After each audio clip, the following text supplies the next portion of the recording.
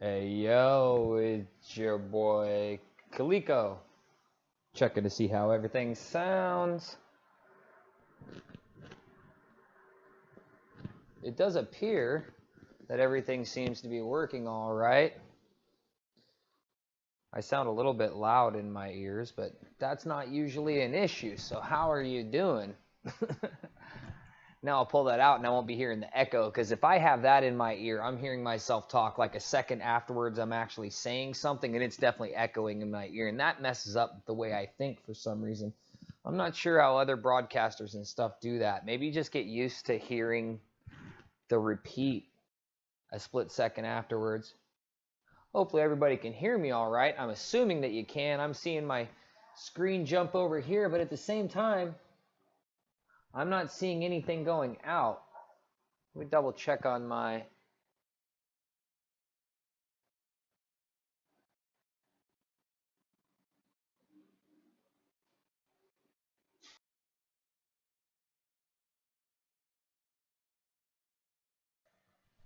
All right, now you should definitely be able to hear me, although I'm not seeing anything bouncing on my screen again.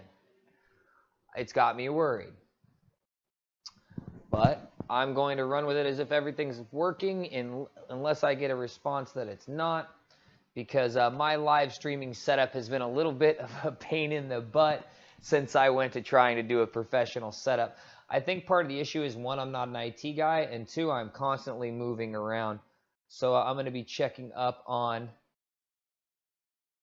the comment section rather regularly. I see Elk Slayer's in the room saying we can see you. And if this ends up not going all that well, I keep having problems, then I will probably just back off to recording it.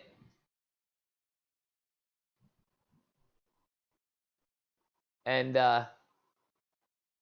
editing it and then putting it up for you there. But as long as you can hear me, everything's great. So I can't actually check that right now because the way this software is wanting to work has nothing to do with this article. It's not wanting to let me hear it and see it bouncing and registering on the screen at the same time. But I'm not seeing anybody complain about the sound issues, so I'm going to assume that everything's running all right. Although when I go and... Here, I can do this actually. I sound a little bit loud in my ears, check on the... That's not usually an... Actually, I can't do that. That'll create feedback. Elk Slayer says somebody gave me a thumbs down already. Well, maybe I should get to the articles I have going right here. That might help. As long as everybody can hear me all right. That's what I'm always worried about, because that's been the main issue with this thing. So, somebody already gave me a thumbs down. No big deal. Let them not like it. They might work for the Forestry Service.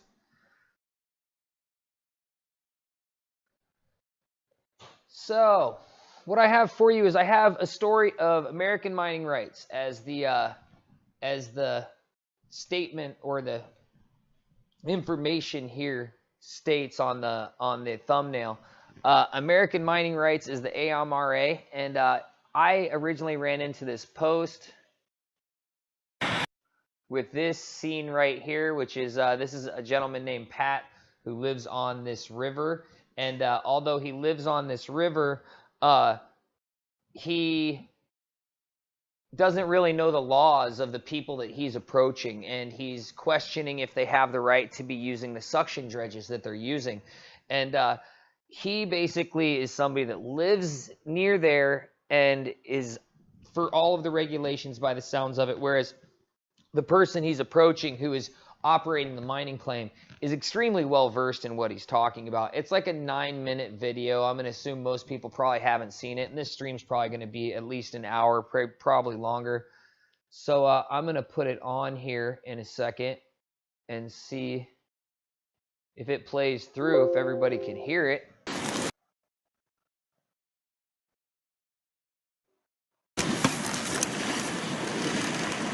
Yeah, I've been here a couple of years. Oh, I got to... So what are you taking? Unfortunately, I think. I'm not sure you guys can hear anything with it. Taking pictures of my license plate for? Because I don't know who you are, and I didn't... This is public lands. It sure is. Yeah. And where you're parked is public, and where I'm standing is public. It's all public. That's true. Everybody can hear this I'm just all right, a little right? uncomfortable when somebody starts taking pictures of my license plate. I'd like to know why. Well, that's because it. Are you going to use? Whoa, didn't mean for that to stop.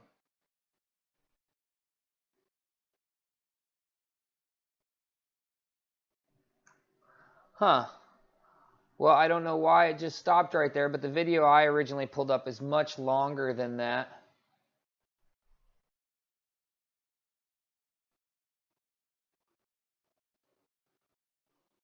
I don't know what's going on. Yeah, 9 minutes.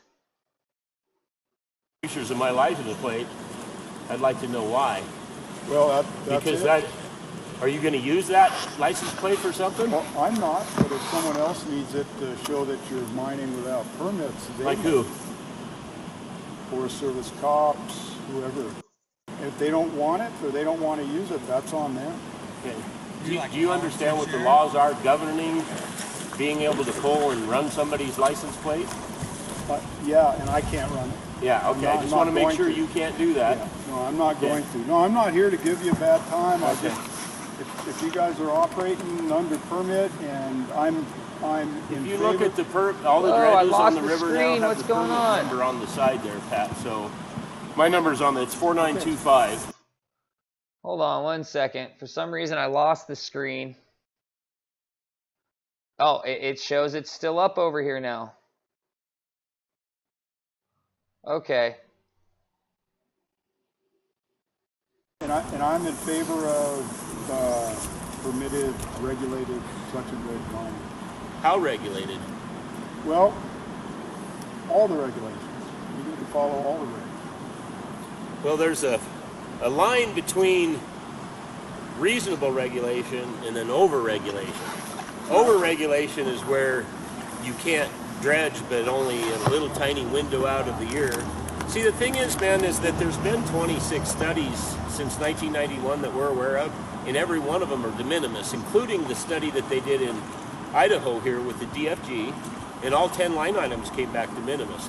We're not saying that you should run 20-inch dredges in here and stack them up and tie them all together. We're not saying that at all. But running the little tiny dredges that are on the river right now with hardly creating any type of turbidity whatsoever, we've already got fish are swimming into the hole because they're protected now from the raptors and the birds and everything else and the raccoons, and they love that, you know, and we're stirring up food. It's those kind of things. Hey man, all good. Get the permits you need. I don't have a problem with what you're doing unless if you're operating outside regulation. Eventually in Idaho, if you've been watching the way things are going, the state may assume the whole permitting process. But right now, and probably for the next couple of years, there's going to be federal agencies involved. Well, you don't need an EPA permit. You don't need to get a PO through the Forest Service. I don't agree with you there. Why? Where is the significant disturbance that triggers the plan of operations with the Forest Service? You tell me specifically what that is. Now this right here, this is one of the things I really like about the way the gentleman, I actually don't know his name, from the AMRA approaches this. Instead of telling this gentleman, Pat, that is the local in the area on the river, instead of just telling him he doesn't know what he's talking about and being, you know, dismissive, he tries to educate him, and he tries as civilly and nicely as possible to educate him and everything that he knows. The only issue is that the person trying to educate Pat knows so much, and he goes so deep so fast into some of this stuff that if you're a layman and you're standing in Pat's shoes, it would just totally like blow over you. I mean, it would be like trying to talk to somebody that is an attorney in legal jargon when you have no idea any of the legal jargon. And you can see it in Pat's body language too. His body language is like, I don't have any idea what you're talking about. Read the EA that they wrote. Based on what?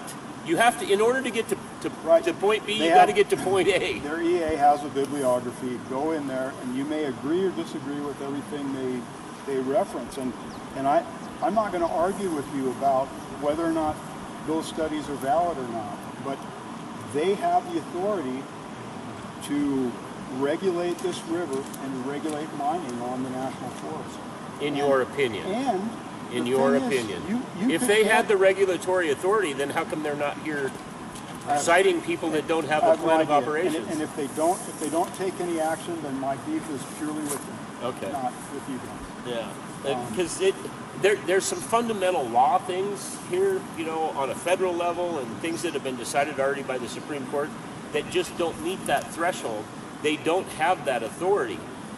The miners have to trigger the plan of operations. It's through a significant disturbance, and it's those two words, significant disturbance. Probert, when she did and put out this EA and this whole plan that she did, she produced a letter, and I don't know if you know this, by Terry Nevius, the district ranger, and it said, oh, he thinks that it causes a significant disturbance. I came up here last August, flew over here, drove all the way to Camia, sat down with Cheryl, with Marty Jones, with all of these minerals guys, and there was a guy on the big screen behind us from Montana.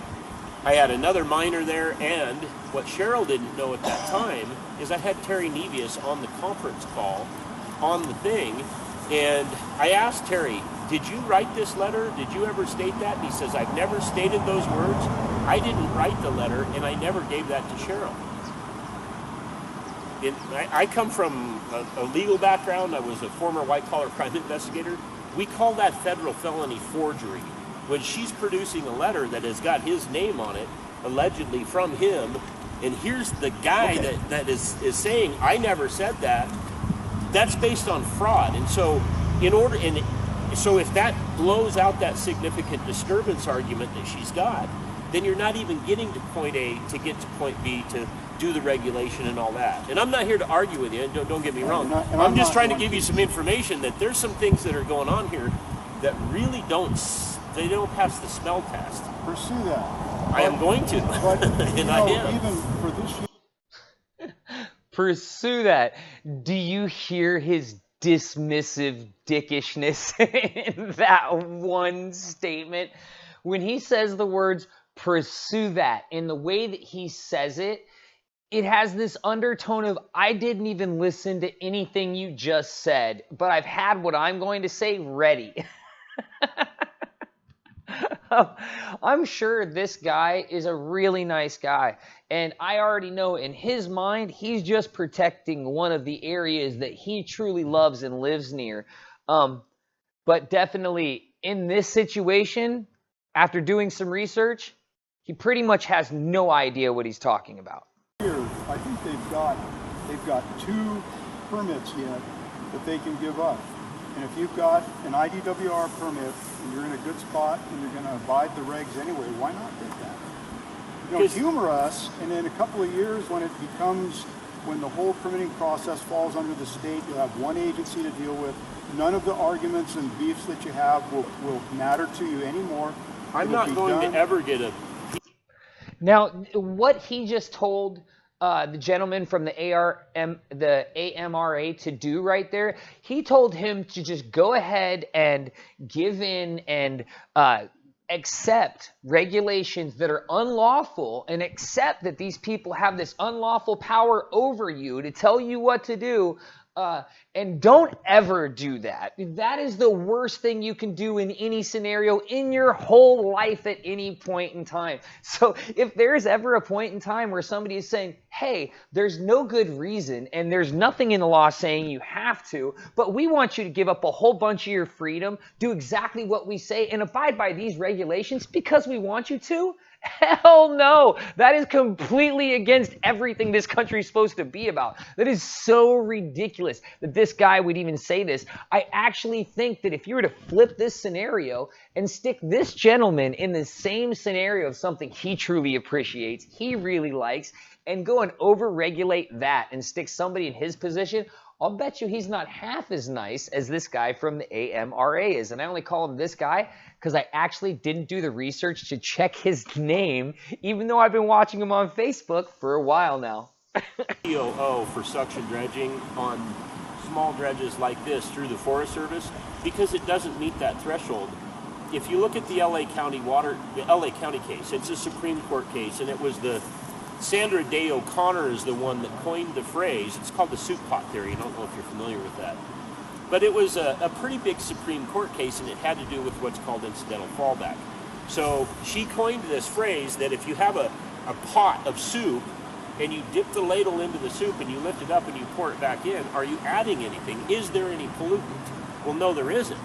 And so that was the Supreme Court case, which was unanimous, that it's called incidental fallback. So what if that's a Supreme Court case? It is. That's the California Supreme Court. No. That is, Sandra Day O'Connor was a United States Supreme Court where did justice. that fall? Then where did that fall with EPA? Because they classify when you disturb the stream bottom and you put sediment into the water column and it drifts down the river, they call that a pollutant. But there's no addition. There has to be an addition in order for it to be a pollutant. Not according to the EPA. Where is the EPA's authority on this non-navigable waterway? Well, I just watched a half dozen kayakers navigate their way down it. Well, but it's classified, legal term in the state of Idaho, it's non-navigable. If they don't, well, I suppose if they're not going to come and do anything to you. They don't have any authority. The Forest That's Service the problem. isn't going to. Okay, if that is the case, it's contrary to what I have read and what I've been told by the EPA and by the Forest Service. Well, the EPA will tell you all kinds of stuff. And so, so be it. But like I said, you guys are in a position, in the last 2 years, there haven't been anywhere near 15 dredgers on the river. And like I said, I don't know you from anybody, and I just live here. This is my river. It's my backyard. And I'm in favor This is all of our river. This is American land. This is all of our rivers. I get that. And I'm glad you guys are here to enjoy it. This is not your We all river. do. It is mine. No, The federal mining claim it's was all of our rivers. Right, exactly. I'm not saying it isn't yours. See, Not you yours. own real property down there. We own real property right here. You own a mining claim right No, now. You own that's Real property. It's No. real property in No. every sense of the word. Yes. No. You're No, fundamentally absolutely wrong there. No, I'm correct. I'll tell you what, I will bet you $1,000 in cash that I have in that truck right now that you are wrong. You want to shake on that? No, I'm not going to bet you $1,000. It's called real property in every sense of the word, and I put that in quotes because that's exactly what they said This is a in the mining Ninth claim. Circuit. This is a mining And it's real property. You know we pay property taxes on most mining claims? It's a mining claim, and you have a mineral right. It's like you can have a water right. Well, you're interrupting our mining operation, so we're done now. Have a good day. I'm Pat. out of here. All right. I was trying to be nice and teach you something, but You were, and I appreciate it. okay, all right. Later. So, I'm Pat Finnegan, and are you? All right, so I went a little bit too far there. I was not trying to catch this gentleman's last name at all. It really doesn't matter that much. He's not a giant issue. He's not even what the giant issue in this scenario is. In his mind, he's just a good Samaritan trying to protect the local river and waterway from horrible gold miners and prospectors. And the reality is that everything that the gentleman from the AMRA said is exactly right. I did some research because I didn't understand suction dredging that much. I've seen it on Bering Sea Gold, years ago when I used to watch reality TV shows. It was one of those reality TV shows I really liked. They're doing something I would actually love to do. I would love to get an underwater camera. I would love to go a good underwater camera. I would love to go and film some of the stuff that they're doing just from seeing that show way back in the day. But the research that I've done on underwater dredging says exactly what the gentleman from the AMRA says. And what this gentleman is saying, his point, Pat's point, is that, and I don't know if this is true or not, that the EPA has classified that basically kicking up sediment is considered a pollutant. Now, at certain levels, I can completely understand that. And when I've done when I did my research into suction dredging, there is suction dredging in the ocean for changing of the sea bottom. There is suction dredging for pulling out pollutants, and also for carving navigatable waterways through shallow areas. And those types of suction dredges do tend to go really deep, and they tend to kick up a lot of sediment, and there can be some habitat destruction while they're working. Yet all of the research in these areas has said is that the habitat destruction is only temporary and for a small period of time.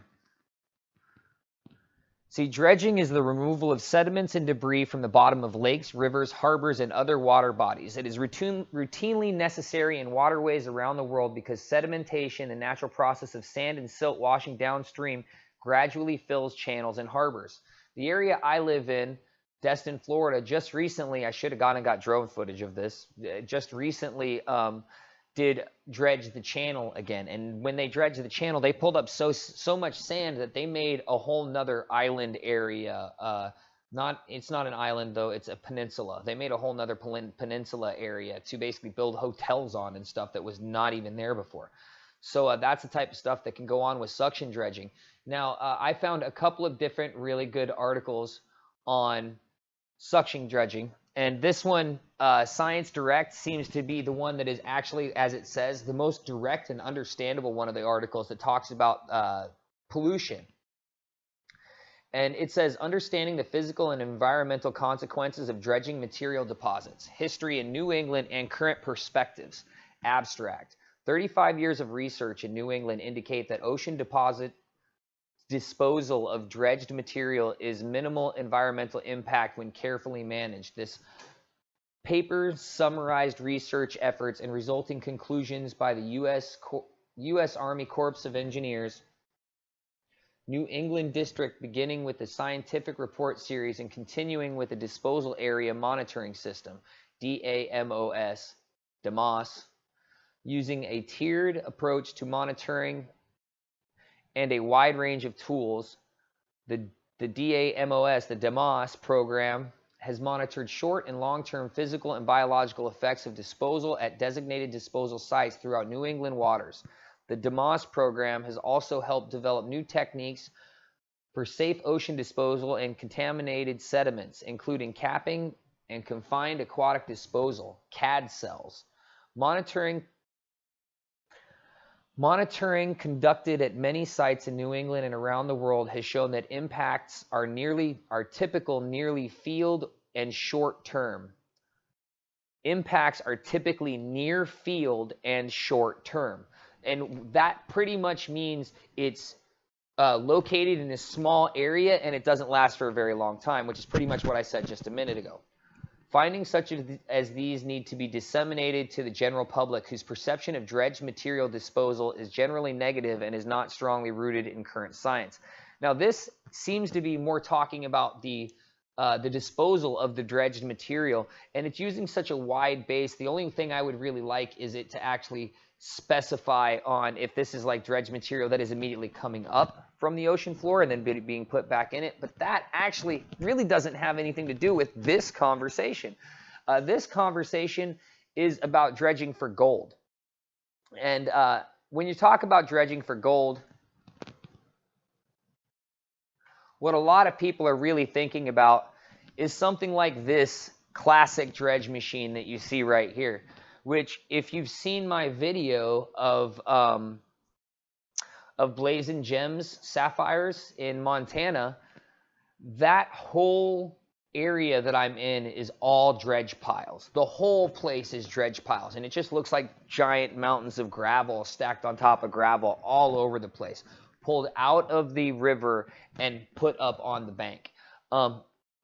And that is definitely much more destructive than what we're talking about when we are talking about gold suction dredging.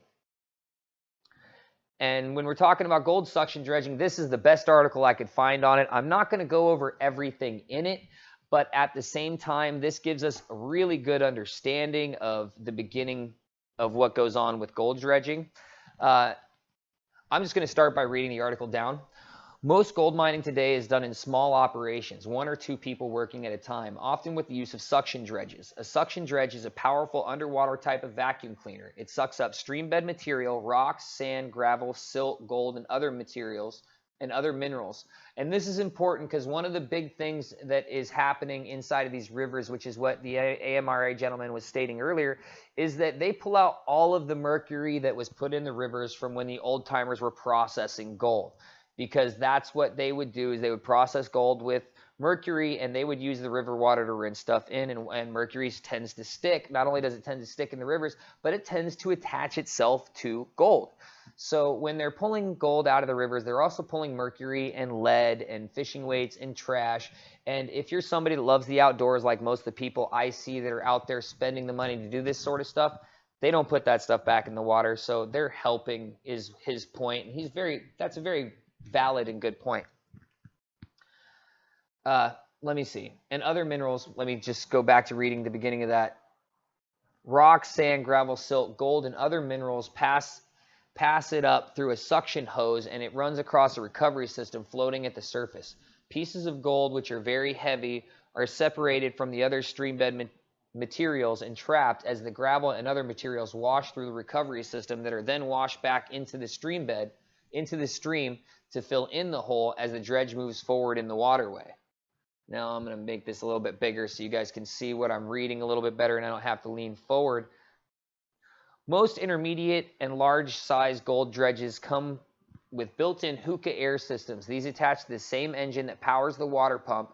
As demonstrated in the following video segment, air for breathing underwater is generated by an air compressor passed down through an air line and provides air to a diver through a regulator, and similar to what is used by scuba divers.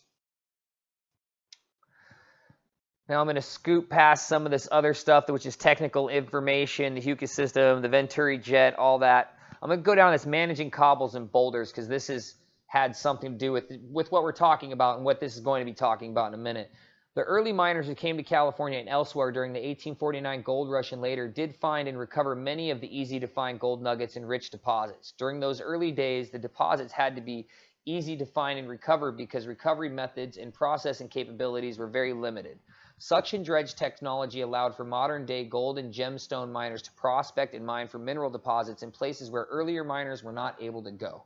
This is true in the deeper rivers, 3 meters or more of water depth, all over the world. It is especially true in remote locations and or within developing countries where modern technology is generally not available to village miners.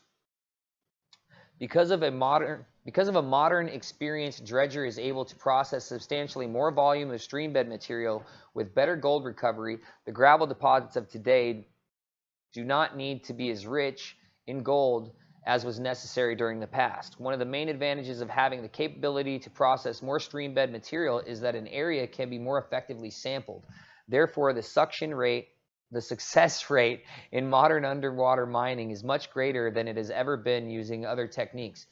This has caused a lot of interest in suction dredging equipment, which has resulted in a competitive market. At present, very good equipment for suction dredges can be obtained at very low cost.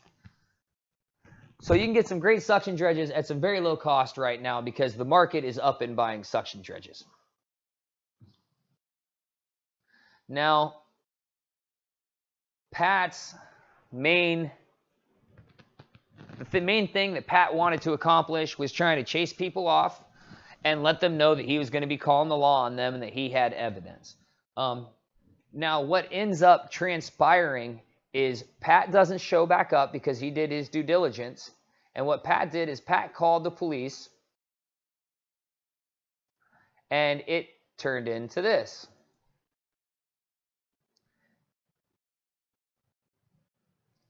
We wanted to give you a heads up here in Idaho. Things are beginning to get very interesting. Last night, we were approached by a USFS, that's United States Forest Service, LEO, law enforcement officer. If you watch the last video, you'll understand that the law enforcement officer and the actual Forestry Service are not necessarily connected, even though the law enforcement officer upholds the laws of the Forestry Service. They're not necessarily trained one and the same either.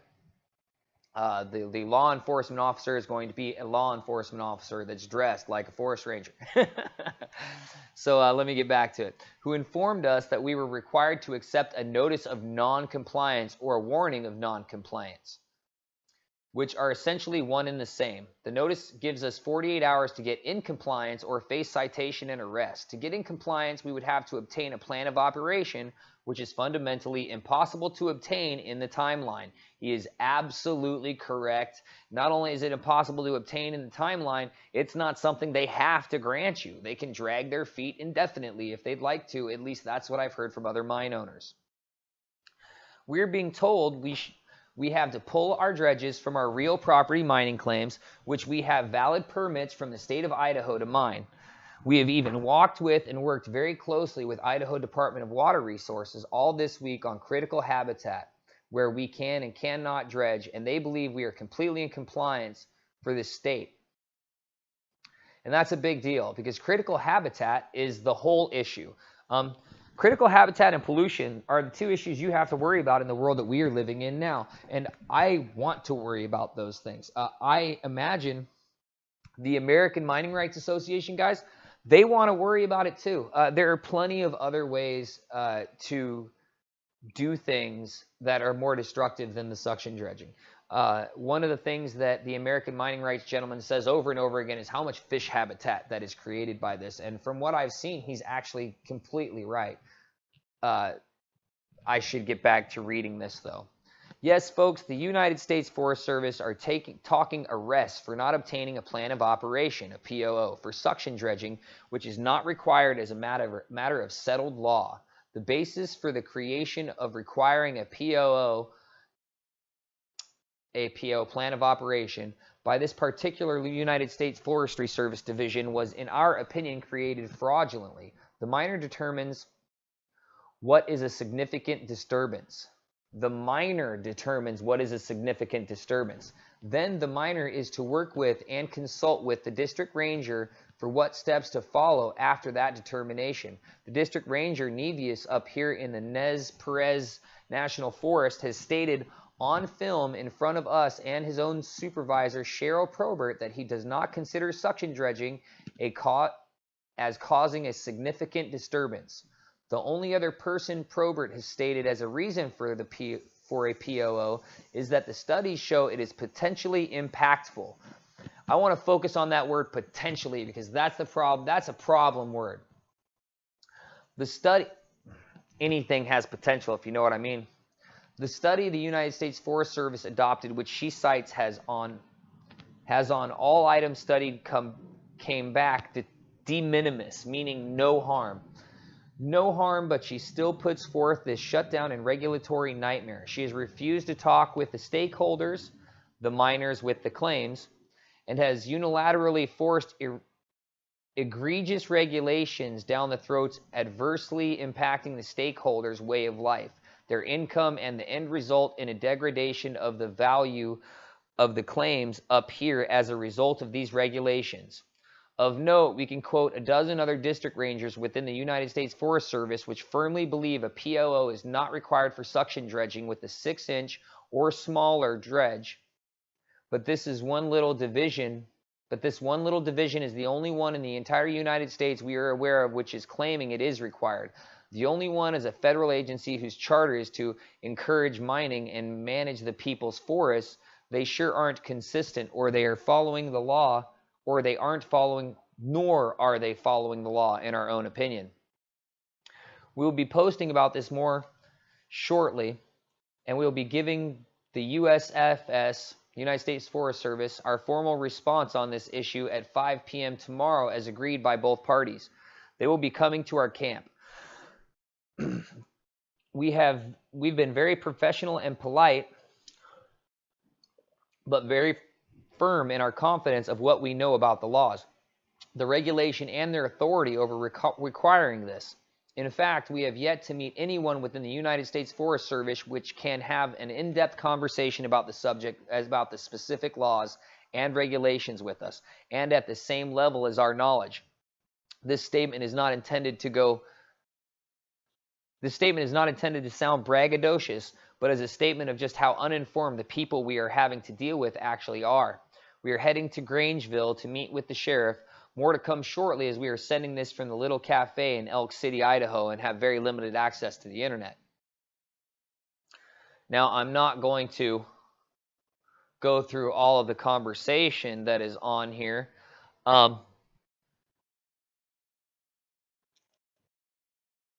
Whoops, let me see.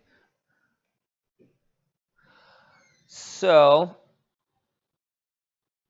de minimis, he's absolutely correct on that. Everything I've read said the same thing, that it doesn't actually cause any harm, that they're just basically stirring up sediment from a few inches down.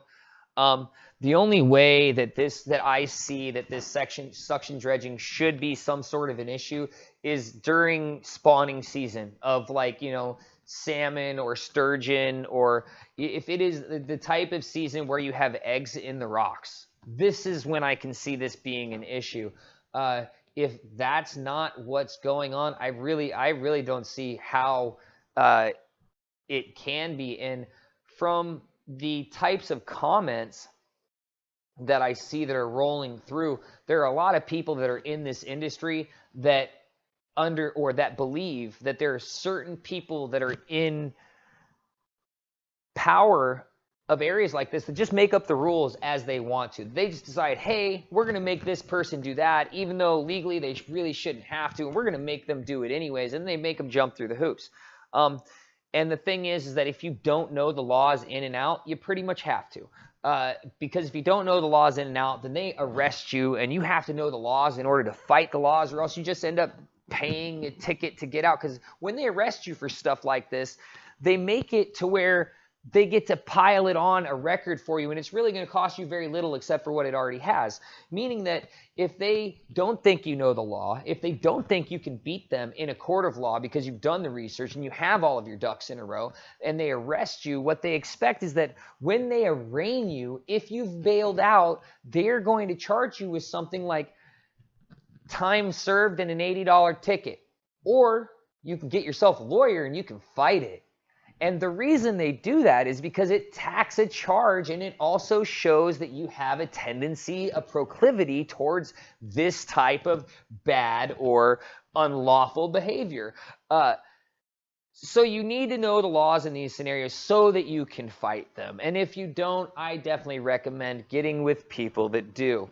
On that one, I'm going to play the video right here from them, what they said about what was going on. I totally didn't mean to click So that. guys, here we are. It's Friday night, July 20th, 2018, and I'm in the little town of Elk City. We love this little town. It's tiny like Greeley Hill and Coulterville in California, where we're from, and the miners bring a lot of money here, and they treat us very well. They're very big patriots up here, and we like that. But we were supposed to have a meeting with the LEO, the law enforcement officer. His name is Brooks Beagle. Super nice guy. Actually been friends with the guy for, I don't know, probably going on 5 years now. He's the type of guy that really kind of gets his place. He believes that he's a public servant, and he goes out and talks to the people and in a friendly and a professional manner, and we really respect him for that. All the miners respect him. But we were supposed to have a meeting tonight at 5 o'clock. He was going to come to our camp and allegedly issue us a warning for dredging without this plan of operations permit, which is fundamentally not required by law at all. They know it, we know it, everybody knows it, and that's why we're here, is to prove that, you know what, the government gets so big, so bloated, and they create so many regulations that it becomes a prohibition, or it becomes so onerous that most people just give up. And I know you folks at home are probably agreeing with me, because you see that all across the board. Yeah, what kind of light bulbs do you have to buy? What kind of toilet do you have to do? That's all of these people that sit and make hundreds of thousands of dollars a year in Washington, D.C. making decisions for you. The meeting was supposed to happen at 5 o'clock, and we waited there until about 5:45 and no show. We heard from one of the other miners that Brooks had stopped by, and the folks in Washington, D.C., who are watching this video just like you are right now, they told him to stand down. Now, I don't know what that means, but they cited officer safety. And we find that really laughable, considering, and I'll swear on the Bible, if Brooks was here right now, Jerry and I are going to go have dinner, I'd buy him dinner because he's a nice guy. It's utterly laughable that they would cite that. And I think that what it is they're trying to save face a little bit because they know we're right. We have the law on our side. The only thing that we believe in is that law should apply to all of us equally. Federal agencies, federal agents, everybody equally. You know, and I think that what they're trying to do is to portray the public whenever they push back against the government as some kind of Ruby Ridge thing, you know, where it's a big uprising and, you know, and it's laughable because, you know what? Every single person on this river knows that that's laughable. The miners are no threat. Brooks Beagle is no threat. You know, it's just utterly absurd. As a matter of fact, we were going to exchange some pies that Nancy made at the cafe here for some elk sausage from Brooks. That's how much he's in danger. The core of the issue here, guys, really is about the government when they come up with regulations, and especially, and I'm going to use the Forest Service, if they create regulations, they're supposed to communicate with the stakeholders. We're real property mining claim owners on this river. They only give us a month to dredge, even though we remove all the mercury, lead, I don't know how many pop cans we pulled out of the river and all this trash. We actually help build fish habitat and all these other things. But because Cheryl Probert, and that's the Forest Service supervisor up here, unilaterally created regulation on her own and tries to shut this stuff down.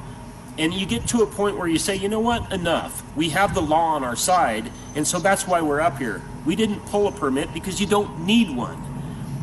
What this is, and for the folks from Washington, D.C. right now that are watching this, that work at the Forest Service, we had a conference call with you last October. Jerry and I did with AMRA.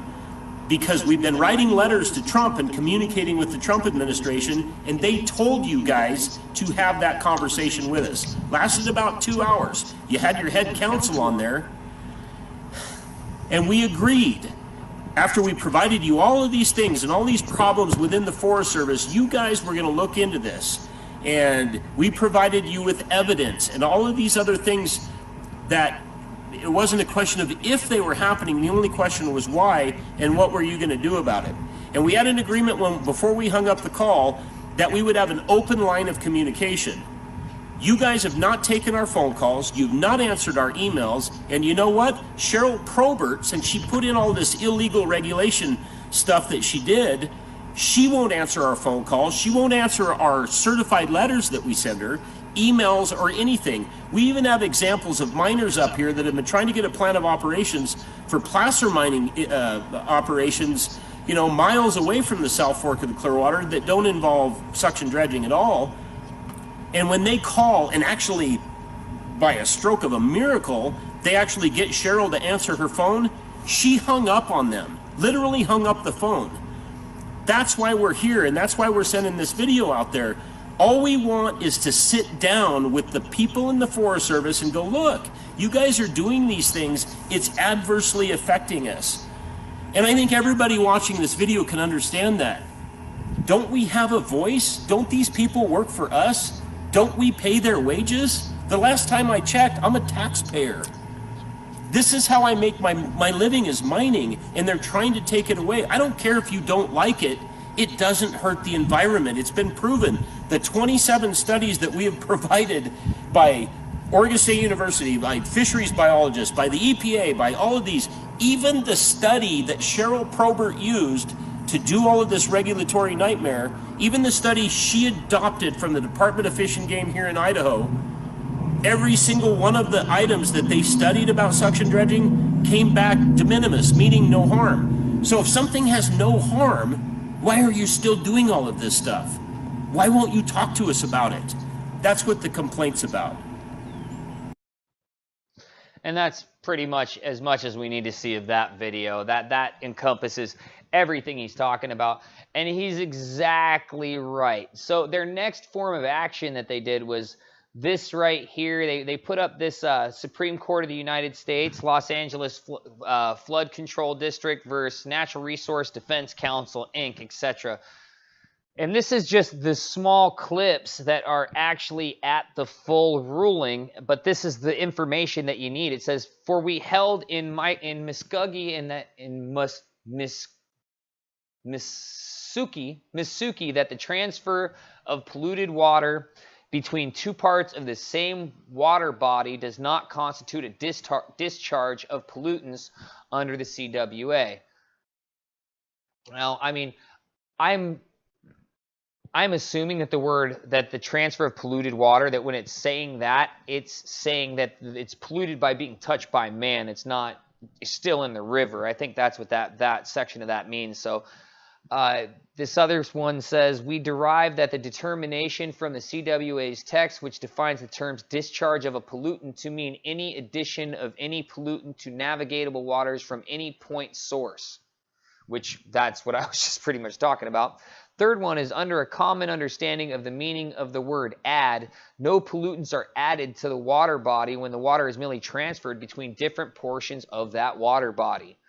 So if you're sucking something up with a hose and not adding anything to it and just moving it to another section, then you're not adding a pollutant, is that point. And it sounds pretty logical and obvious to me. So after that, on Sunday, July 22nd, they had some brown envelopes appear on their cars. Yesterday, little brown envelopes were placed on several of our vehicles. In those were several things. One, a warning notice from the LEO, which is the law enforcement officer, stating we were dredging without a plan of operations, and which he said days earlier in this document, should we be given one, was only that we agreed to disagree. It was only for documentation. Two, a notice of noncompliance stating the same thing. So they got a warning notice and a notice of noncompliance.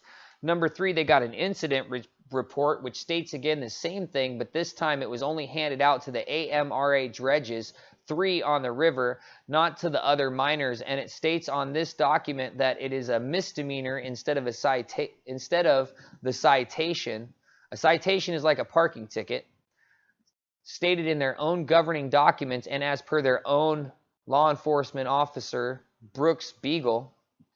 Number 4, a plan of operation form to fill out to come into compliance. That was all what was left in the brown bags on their car. Little brown envelopes were placed on several of their vehicles. It is quite interesting that the level of alleged offense was escalated to a misdemeanor and only given to the AMRA. Seems a bit, how do we say it, discriminatory and harassing. I have now missed 3 full days of mining, and when you average ounces per day, it adds up pretty fast. The losses you incur for this material interference. They are giving us until noon tomorrow to remove our dredges and stop all operations or face potential arrest and now criminal citations. And this is exactly the type of pressure that people in charge put on you. It doesn't matter if they can prove that there's a law or not. We're going to throw you in jail, and then you have to deal with it. I'm wondering, to all the people reading this, are you sick of the government telling you that you cannot do anything without their permission? Our activities are similar to the ones who rototills their garden. We dredge with lawnmower-sized motors. We do not add pollutants or loosen, and we do not add any pollutants and loosen the gravel, we do not add any pollutants. They loosen the gravel, creating fish habitat to get the gold that we have a deed to obtain. It is real property which we mine. We have deeds. Nothing is added, but we do remove 98% of all mercury if it is present. All the trash, like the old beer cans we already have had so much fishing lead, we can make our own dive weights each year. Yesterday, I found a 1920s butter knife. Yesterday, I filmed about 100 fish, which you're now calling our little hole home, about 4 inches deep in the river with a GoPro before we started. There were no fish. Now there are over 100, but they say we create an impact for the fish. Yep, we agree, but it's a positive impact as proven by science, and I don't know our own eyes and decades of experience. Last night in camp, we compared pictures from 4 years we've dredged up here, and to be honest, folks, I could not tell where I dredged in previous years because Mother Nature erased any evidence of our holes each spring with floods, nice spring runoff. But we create a significant disturbance, according to them. Even the scientific report from Idaho Fish and Game stated that we are de minimis, meaning no harm.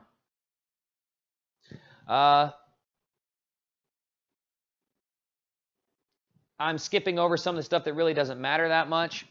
This part I'm definitely going to read. Why is the government so afraid to have an adult, polite conversation with the U.S. miners who are stakeholders, own the mineral rights, and want to voice our opinions and grievances against an overregulated United States Forest Service up here? This is the only USFS division out of 155 national forests which require a PO for suction dredging. 1 out of 155. Let that sink in. Take into consideration that the supervisor up here is mandated by their own governing manual, what we call the 2800 manual, under 2817.3, to take a majority of the voices of the miners, use past experience, and also sound scientific studies in making regulatory decisions. Did Ms. Probert do that? No. There were nearly 200 people in opposition to a regulatory scheme, all of the miners, and a handful of radical environmental groups which were in favor. Doesn't sound like Ms. Probert is aware of her own governing documents, but we are. Why won't the USFS sit down with those they severely and adversely impact? Why don't they follow their own rules? Why can't they have an adult conversation with us? They are threatening arrest and citations to valid property owners, which are not required by law to obtain false permits. It is time we all call on our congressmen, our senators, our governors to start asking some questions. We would be happy to provide any lawmaker with the evidence of the acts Ms. Probert used to jam this down the throats of the public. Make the call to yours. I'm not calling for that right now. I'm pretty sure that they had a really good response. They say that in some future posts. I'm going to get to that in just a second. So we have until tomorrow at noon to either get in lockstep with them on overregulation, loss of income, asking permission for something that is virtually zero impact, but in fact helps fish habitat, and they are going to what? And they are going to do what?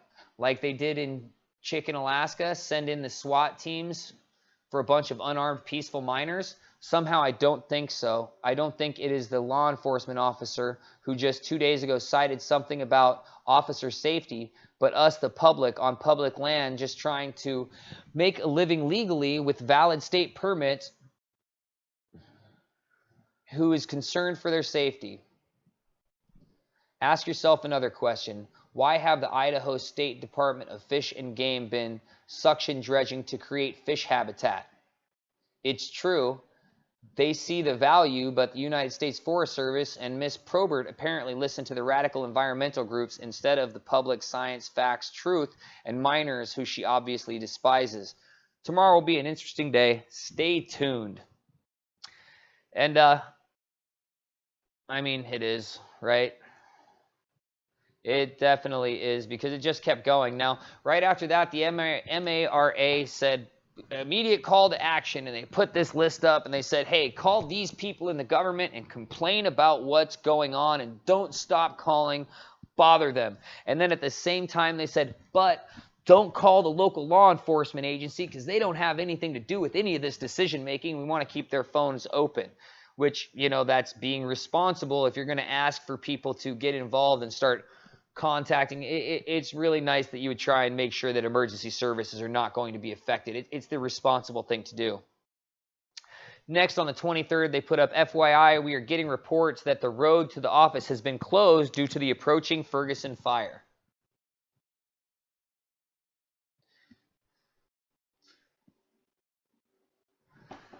He says, I am posting the letter email we sent to the United States Forest Mineral Examiner last night in response to their notice left on our windshield. You can read it below, but also wanted to say we did darn good dredging today, all of today. We just came out of the water at 6 p.m. We found the largest piece of gold I've ever found on the South Fork Clearwater. I'm sure my beautiful wife will claim it, though. We hope the USFS will recognize the egregious errors they have made.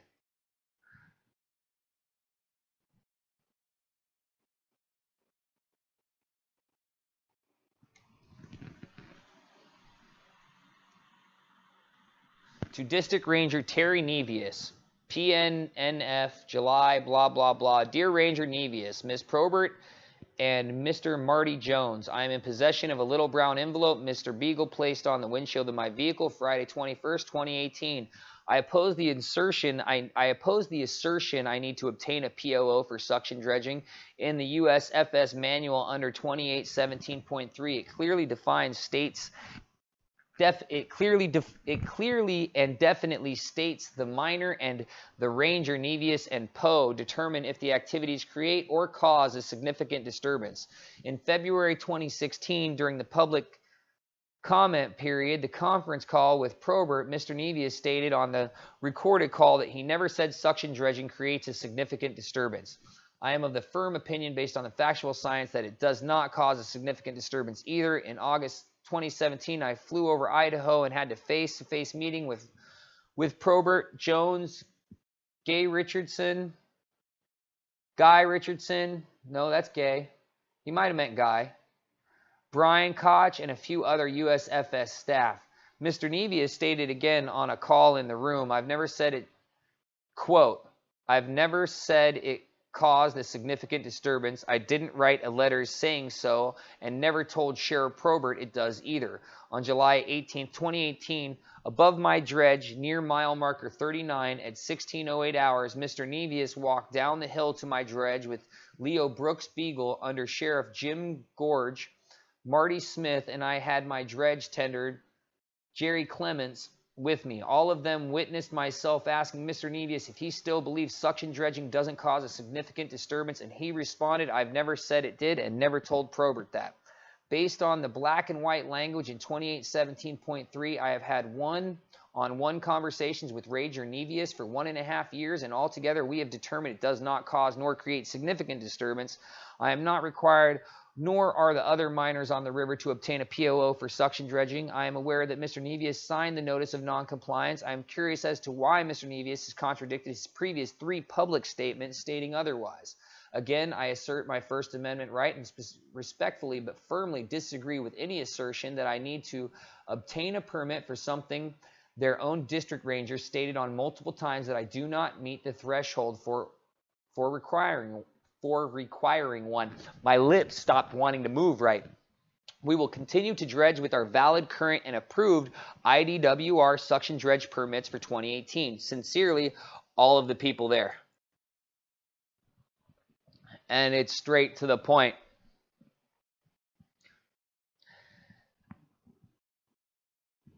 After that, on July 24th, their next post was, we wanted to send a sincere thank you to the readers, reporters, members, and followers of our plight up here in South Fork, Clearwater. We are humbled by how many people are sick of the out-of-control agencies putting their boot on the necks of the middle class with illegal regulations. We have been informed by one of our insiders that it has caught the attention of some very important people, and we are opening up a line of communication with them.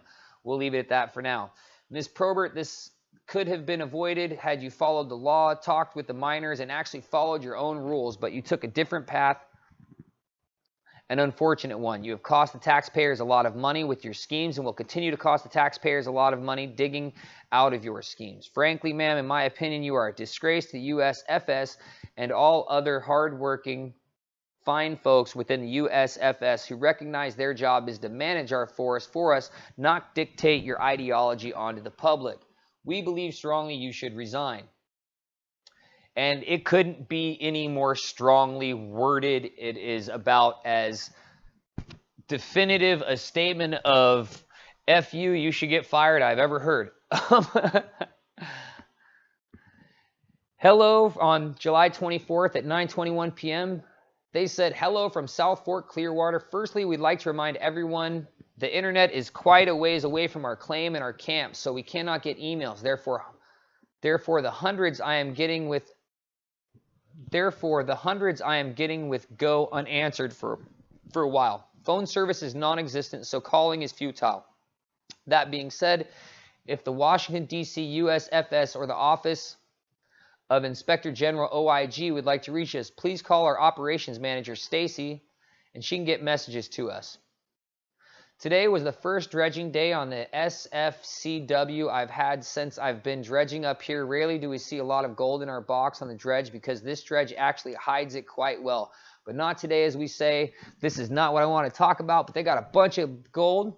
At 4:30 today, the law enforcement officer for the USFS, Brooks Beagle, came by our dredge as we were cleaning out and put another notice of non-compliance on my window, telling on our windshield, telling us we have 48 hours to get off the river or get in compliance with their illegal permitting scheme. With the gold we are getting, we are all looking forward to dredging this entire season. So no USFS is going to be intimidated by your silly notices. If you feel you have the authority to cite us for this, cite me. Quit this endless harassment, and it is definitely harassment. I drive a big Toyota 4x4 truck wrapped in the American flag with a very mean looking eagle on each door and a very clear image of the United States Constitution on the half of the truck. I like that. You can't miss it. I'm at mile marker 39 on Highway 14. I'm sure you knew that with all the attention you've created. For all the folks reading this who support us, please continue to make the calls. We may actually have new crews here shortly, but for now, Jer and I are going to enjoy sit-down dinner in Grangeville and plan how we are going to double our gold tomorrow, Thursday and Friday, and so on. Enjoy the pictures. If you'd like to make a donation to our nonprofit, go ahead, and there's our nonprofit right there, because they might end up needing some legal fees. There was something else that had happened.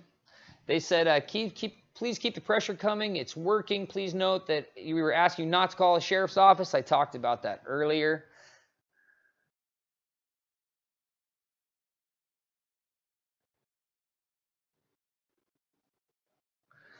It's Wednesday evening, this was 20 hours ago. We're almost done. It's Wednesday evening, and we wanted to share one more thing the United States Forest Service has done to the AMRA, to the American Mining Rights Association. Pictured here is a notice of violation for occupancy. It is given out to the people who overstay their 14 days on public land while camping. It was dated July 18th and given only to the 3 AMRA dredges. No other miners received this. We have camped for a total of 4 days when the violation was issued. Perhaps they are fortune tellers and know the future. This is yet another in the long list of blatant harassment issues we are dealing with. This is as of this minute right now, we are only camped a total of 11 days. Apparently the USFS thinks normal laws don't apply and they can make them up as they go. Tomorrow at 4:30 is the deadline for the second notice of noncompliance, and we are being commanded to get out of the river by then. No, we won't. No, we won't bow to illegal permitting scheme by Cheryl Probert, who needs to resign. Honestly, in all of my years as AMRA, I cannot recall such an incompetence within the United States Forest Service. Giving someone a violation notice for something that has not happened is a new one to us. It's shameful. What this NF is doing to their reputation, not to mention the exposure to litigation. The USFS, United States Forest Service, you might want to check your manual. You've screwed up again. And by the way, our camp is incidental to our mining operation, so your little notice is illegal. Again, we will be staying as long as necessary to finish our season, and it is perfectly legal. You might want to research that before you do another illegal move. Come and cite me or quit harassing me. And this is the kind of stuff that the government does, though. They just keep putting the pressure on and putting the pressure, and we're going to do this and we're going to do this. And I mean, being somebody who's had, police interaction, I don't like having to deal with this sort of stuff. And I'm honestly sick of this in general. I'm tired of not real regulations being pushed on people.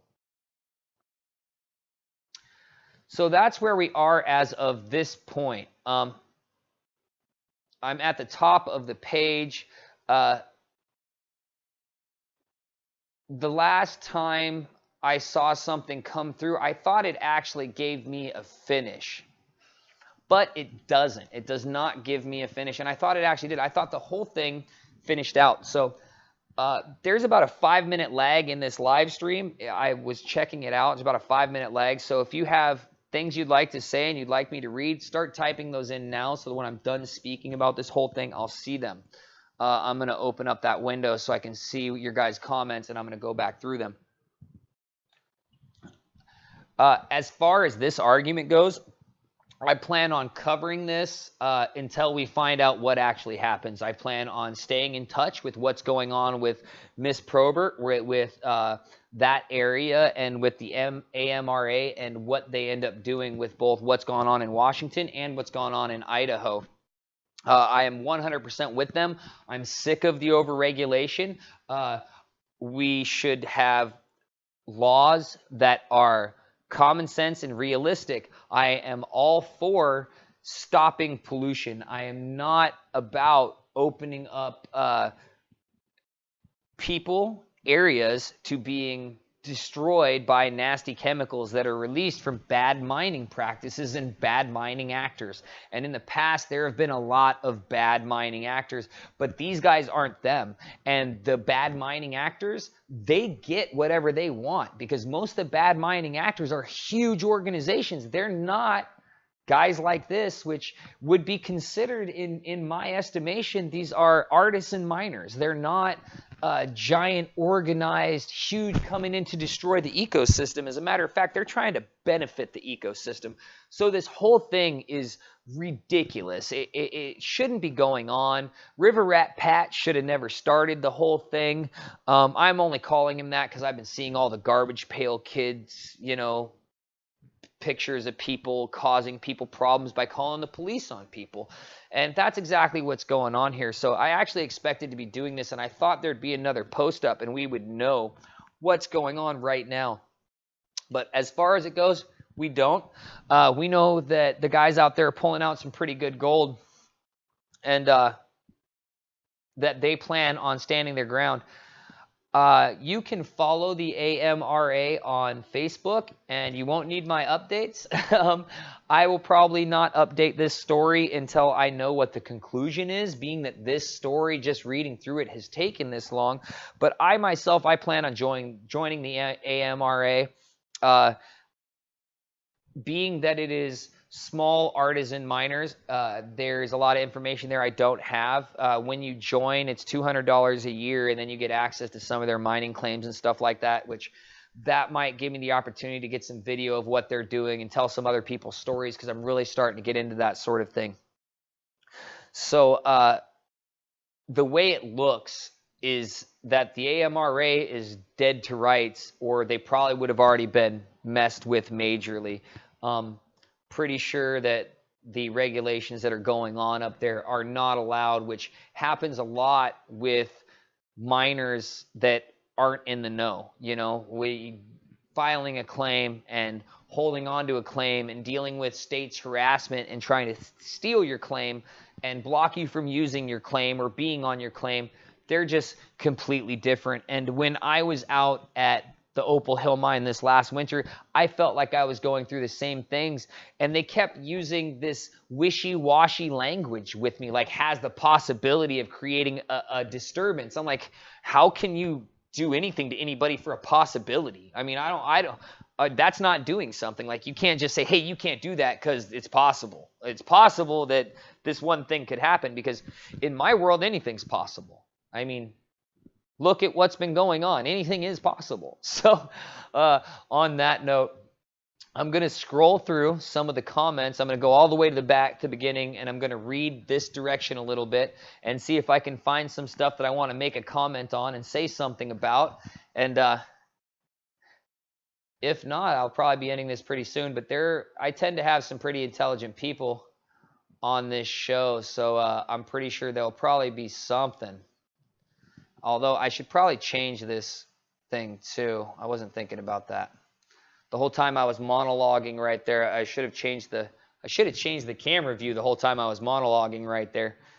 So let's see.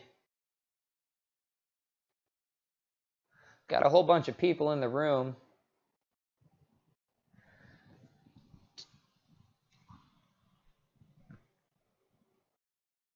Let's see.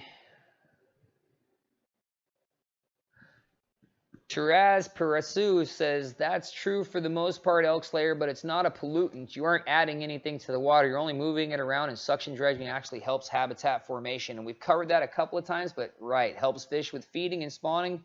Also removes mercury. We've covered this, and that's a big deal, man. Pulling mercury out of the water is awesome. Like, I mean, we should be pulling all the pollutants out of all kinds of the waters. I have this personal belief, unlike some of my people that watch this. I know some of you guys that watch my channel don't believe that global warming is a real thing, and it is. It's not a majority of scientists that believe in this. It's like the only scientists that don't believe that global warming has been happening and that we are an actual cause of it are the ones that have been paid off to say they don't believe it. But if you do any sort of research, you find out this is an actual fact. So along that route, it is my personal belief that recycling should be an industry. We should be trying to recycle every single thing we use. We should have 6 different recycling bins and no trash bins. We should have a organic matter composter, and we should have a whole bunch of different recycling bins that recycles everything into another usable material to be recycled into another usable material.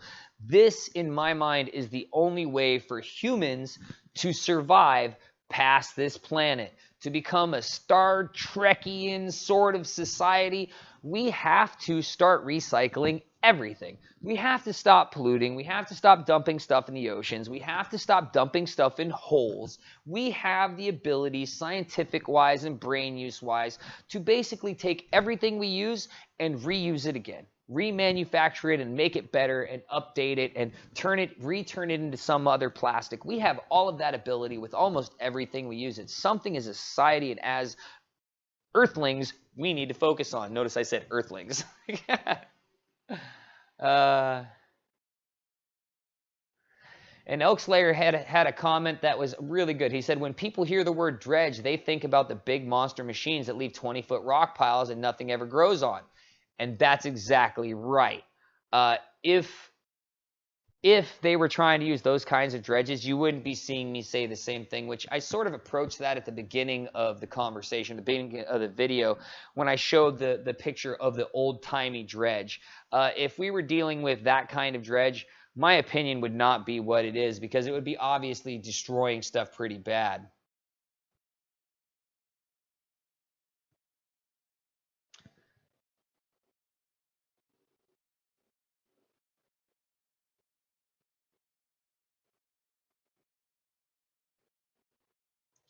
Modern Prospector says South Pass, which I don't know where that is, has some massive ones that are miles long too. They help prevent erosion by holding the banks in place. Yeah, causeways is what we call those. I think that's what you're talking about.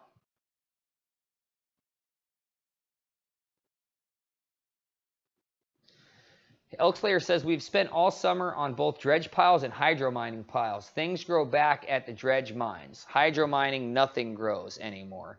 And that actually makes a lot of sense, because when you're washing things like that, which we'll get into hydro mining in another video. Taraz responded, suction dredging redeposits soil and silt back into the area. Hydro washes it all downhill or downstream, leaving only rocks, which is the issue with hydro as opposed to suction dredging. But hydro mining is literally like pulling the water out of an area and spraying it across or against something to make all of the stuff move someplace. So definitely different. Elk Slayer says, suction dredging is the best thing you could do to the river, not the worst thing like these nut jobs believe.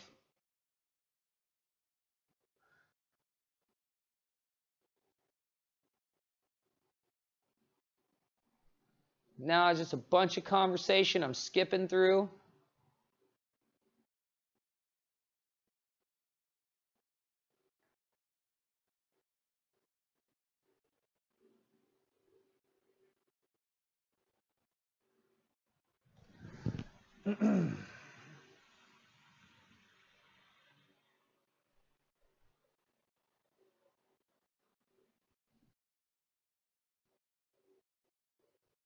Bad Santa Claus said, glad to see you're sharing this. Many people's rights are disappearing.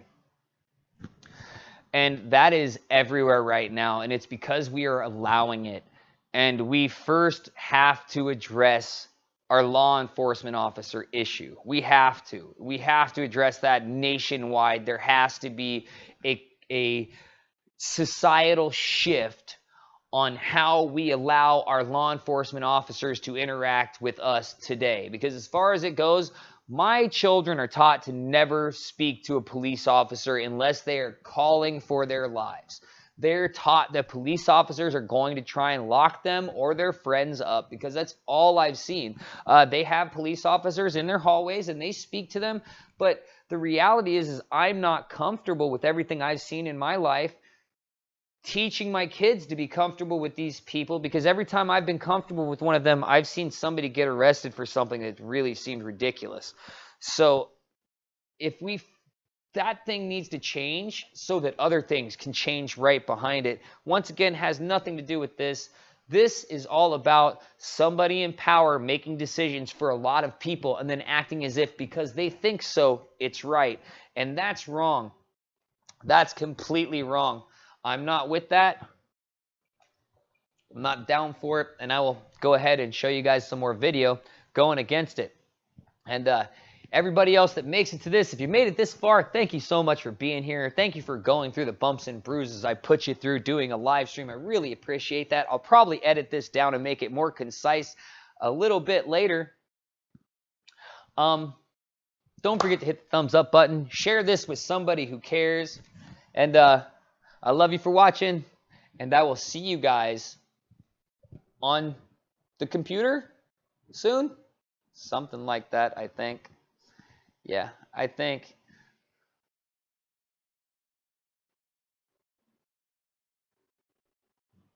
Love you guys for watching.